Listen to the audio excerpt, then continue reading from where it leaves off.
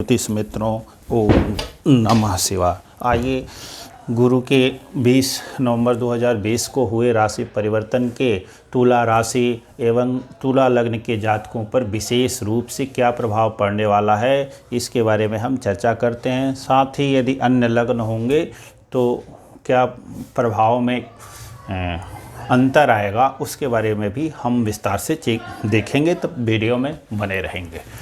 तो सर्वप्रथम हम देखेंगे कि तुला राशि से चौथे न तो गुरु उत्तम कहे जाते न तो शनि उत्तम कहे जाते, परंतु शनि अपनी राशि में है और तुला राशि में सर्वाधिक कारक ग्रह हैं, इसलिए यहाँ पे शनिदेव को मुक्ति मिल जाएगी। शनिदेव शुभ फल ही प्रदान करेंगे। अब ये कहा जाता है कि गुरु का यहाँ नीच भंग है, इसलिए गुरु भी नीच भंग राजयोग की स्थिति में आ जाएंगे।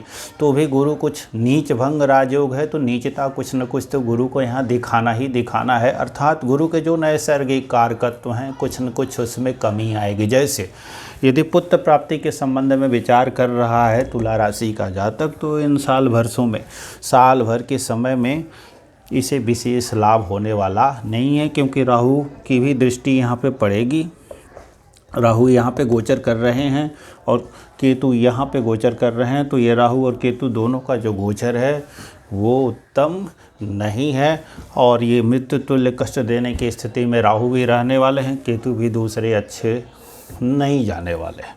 और इन यहाँ से जो कारक है वो पीड़ित हो गया, भावेश अपने से 12 में चला गया और उस पर भी राहु की दृष्टि पड़ेगी एक साथ इन दोनों ग्रहों पर।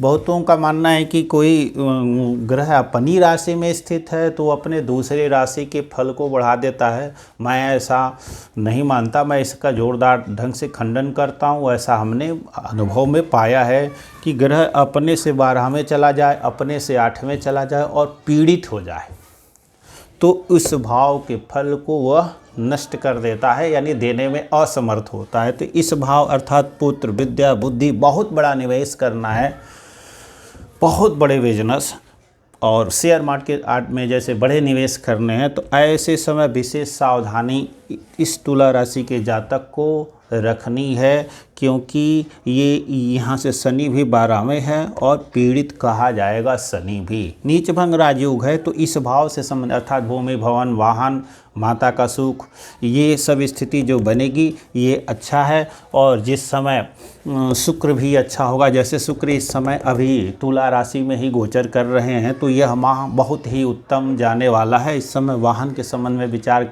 कर रहे हैं, घर लेने के संबंध में सोच रहे हैं, नया प्लाट खरीदने के संबंध में सोच रहे हैं, माता की पहले से बीमारी चल रही है, इलाज कराने के संबंध में सोच रहे हैं, तो ये बहुत ही अच्छी स्थिति होने वाली है। इस समय तुरंत आपको खरीद लेना चाहिए, अच्छा रहेगा।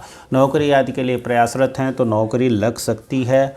और जो है विद्या, बुद्धि, मन आदि के संबंध में थोड़ा सा सावधान रहने की ज़रूरत है। मानसिक चिंता बढ़ने के आसार तो रहेंगे, लेकिन प्रयास करेंगे तो सफलता मिलने की संभावना रहेगी। और जिस समय शुक्र अस्त होंगे इस पूरे साल भर के कार्यक्रम में, उस समय विशेष सावधान रहने की ज़रूरत होगी। गुरु की 5वीं दृष्टि यहाँ पे पड़ेगी अष्टम भाव पे, गुरु की 9वीं दृष्टि यहाँ पड़ेगी द्वादश भाव पे, तो व्यय अधिक यानी अधिक खर्चे हो सकते हैं। अष्टम भाव पे यहाँ पे देख रहे हैं तो यहाँ पे नुकसान ये हो सकता है कि बहुत लंबे ऋण आदि जो है बढ़ सकते हैं, बाधाएं भी बढ़ सकती हैं। राहु भी यहाँ पे जो है, इसलिए अब बहुतों का कहना है कि दृष्टि पड़ जाएगी, राहु शुभ हो जाएंगे। तब होंगे जब राहु अच्छे भाव में होंगे, या तो छठे होंगे, एकादश होंगे या तीसरे होंगे। यहाँ पे वो अष्टम हैं और अष्टम राहु मृत्यु तुल्य कष्ट देने के लिए जाना जाता है, ऐसा हमने स्वयं देखा है। 2 बार पैर टूटे हैं जब यहाँ वो था, तो ये स्थिति बनती है। और अन्य लोग भी जिनके रहे हैं वो समझेंगे जब जब राहु अष्टम में जाता है तो क्या करता है। या शनि की अष्टम स्थान ढैया चल रही हो और शनि अपनी राशि के भी हो और लग्नेश कमज़ोर हो तो क्या स्थिति होती है, तो वो जातक अपने अनुभव से मिलान करके देख सकते हैं।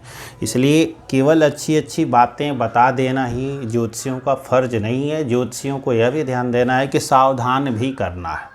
तो इस समय विशेष जो है अपने लग्न को मजबूत करके रखना है, क्योंकि मानसिक चिंता अब वायु वर्त यदि चंद्रमा कमज़ोर है तो शिव जी की शरण में भी रहना पड़ेगा, जिससे मन शांत हो, और तब ये नीच भंग जो राजयोग बना है इसका लाभ मिल पाएगा। शुक्र यदि तुला लग्न ही है, तुला राशि है, शुक्र अच्छे भाव में बैठा है जन्म कुंडली के, तो ओपल एक धारण करेंगे, अथवा असमर्थ हैं तो हीरा धारण करेंगे, और भी असमर्थ हैं तो स्फटिक की माला पहन लेंगे गले में, उससे भी बहुत लाभ प्राप्त होगा। इस नीच भंग राजयोग की स्थिति जो है वो आपको शुभ फल दे पाएगी। तो और क्या लाभ होगा? विवाह के संबंध में सोच रहे हैं तो इस समय विवाह भी बहुत अच्छा जाने वाला नहीं है, नहीं हो सकता है जब तक गुरु यहाँ पे हैं। यहाँ पे जब आएंगे उस समय विवाह होने की संभावना होगी, हो जाएगी, उम्र रहेगी। तो पुत्र प्राप्ति के संबंध में सोच रहे हैं, संतान प्राप्ति के संबंध में सोच रहे हैं तो परेशानी का दौर दिख रहा है यहाँ से, इस गोचर से। बाई वर्थ अच्छा है, दशा अच्छी जा रही है तो ठीक है, थोड़ी सी परेशानी आएगी और हो जाएगा। और क्या देखेंगे? नौकरी के संबंध में प्रयासरत हैं तो ये बहुत अच्छा है, नौकरी मिल सकती है, अपने लग्न को मजबूत बनाए रखें। और लाभ के संबंध में सोच रहे हैं तो लाभ प्राप्ति भी जो है दिख रही है, संघर्ष के बाद लाभ प्राप्ति के भी योग बनेंगे। फिर भी तुला राशि के जातक को नीच भंग का वो लाभ नहीं मिल पाएगा जो वृष राशि के जातकों को मिल पाएगा। आइए एक चीज़ का विचार करते हैं। गुरु यहाँ मुख्य मारक ग्रह है तुला राशि के लिए, और तुलु यहाँ छठे भाव का और तीसरे दोनों अशुभ भावों का ये अधिपति है। बाई वर्थ यदि गुरु यहाँ रहा हो, मान लीजिए तुला लग्न की आपकी कुंडली है, गुरु बाई वर्थ अष्टम में था, अर्थात बाई वर्थ भी गुरु यहाँ था तो विपरीत राजयोग तो था। लेकिन यदि चंद्र उस समय शुक्र अच्छा नहीं था, शुक्र निर्बल था, तो इस विपरीत राजयोग का उसको लाभ तब भी नहीं मिल पा रहा होगा, जीवन संघर्षों से भरा रहा होगा। अब ये गुरु यहाँ मार्केश है, ये गुरु उठ के यहाँ आएगा, नीच राशि में आएगा, तो इस समय क्या ये फल करेगा? तो फल क्या करेगा? गुरु मार्केश भी है और केंद्र स्थान में आया है, नीच का भी हो गया है, तो इस स्थान को बहुत बिगाड़ने की कोशिश करेगा। यदि शनि नहीं रहते तो बहुत बिगाड़ता, तो कह देते माता की मृत्यु हो सकती है, भूमि भवन कोई है तो उसमें विवाद हो सकता है। यहाँ से ये कचहरी वाले भाव को देख रहे हैं तो भूमि क्रय करने जा रहे हैं तो विवाद होने की संभावना बढ़ सकती है, विवाद हो भी सकता है, और कोर्ट कचहरी केस में जाएंगे तो वहाँ पे धन आदि का खूब खर्च भी होगा और इससे मानसिक अशांति भी काफ़ी बढ़ जाएगी। तो इस प्रकार से फल करना है। जब ये मारक है और बाई बर्थ भी अच्छा नहीं है, गोचर बस केंद्र स्थान में जाके नीच हो गया, तो इसकी दशा अच्छी यहाँ से भी अच्छी नहीं जाती, यहाँ से गोचर में भी ये अशुभ है, तो इस के लिए गुरु की दशा जो है बहुत ही सामान्य जाने वाली है, मतलब खराब जाने वाली है। अब इसको सावधान रहना होगा। तो क्या करना होगा? इसको गुरु के जप करने होंगे,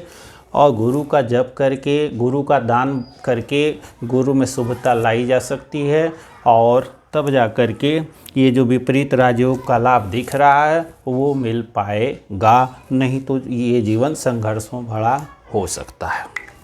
तो इस तरह से अन्य लग्नों में भी हम मारक ग्रह की स्थिति का और फल का विचार कर लेंगे। अब ये ग्रुप है तो हम गुरु के रत्न धारण नहीं कर सकते हैं। यहाँ से ये ग्रुप रहा और गुरु केंद्र, त्रिकोण और स्वराशि, मूल त्रिकोण राशि, मित्र राशि, उच्च राशि में स्थित है, तो पीला रंग का पुखराज जो है पहन के रखेंगे तो विशेष लाभ प्राप्त होगा।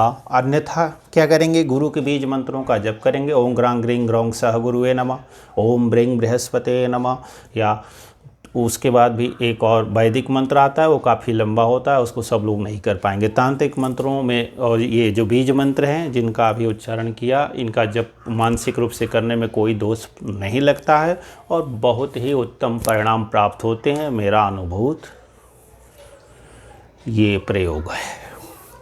तो अब अन्य लग्न होंगे तो जैसे कहा तुला लग्न भी रहा तो हमने ये स्थिति देख ली। वृष हुआ तो वृष से ये नवम भाव में ये चला जाएगा, भाग्योदयकारी योग होगा, बहुत उत्तम होगा। यहाँ से सामान्य होगा मिला जुला तो दोनों मिला करके हम अच्छा मान लेंगे। इसी प्रकार से मकर हुआ तो मकर में ये लग्न में ही बन जाएगा, वहाँ से भी सामान्य और यहाँ से भी सामान्य, तो भी स्थिति ये अच्छी मान लेंगे। कुंभ में होगा तो ये 12 में बन जाएगा, अच्छा नहीं माना जाएगा और यहाँ से सामान्य, तो सावधान रहना पड़ेगा। मिथुन बना अष्टम में चला जाएगा, विशेष बुरा हो गया, दोनों ग्रह बहुत बुरे परिणाम देने के लिए वहाँ पे बाध्य हैं। कोई विपरीत राजयोग नहीं बना यदि दशा बहुत अच्छे न चल रही हो तो, इसलिए मिथुन लग्न हो तो विशेष सावधानी रखने की आवश्यकता है। उसके बाद से कन्या लग्न हो तो कन्या लग्न हो तो कहाँ बनेगा, यहाँ पे बन जाएगा, पंचम स्थान में आ जाएगा, तो वहाँ से अच्छा योग बन जाएगा। यहाँ से भी सामान्य है, तो निश्चिंत रहने की ज़रूरत है। फिर भी गुरु का उपाय करते रहेंगे, मंत्र जप करते रहेंगे, पीले चने की दाल दान करते रहेंगे, पीला केला जो है ब्राह्मणों को दान करेंगे जो संध्या गायत्री करते हों अथवा विष्णु भगवान के पूजा उपासना करते रहे हों, वैसे पंडितों को तो विशेष लाभ प्राप्त होगा।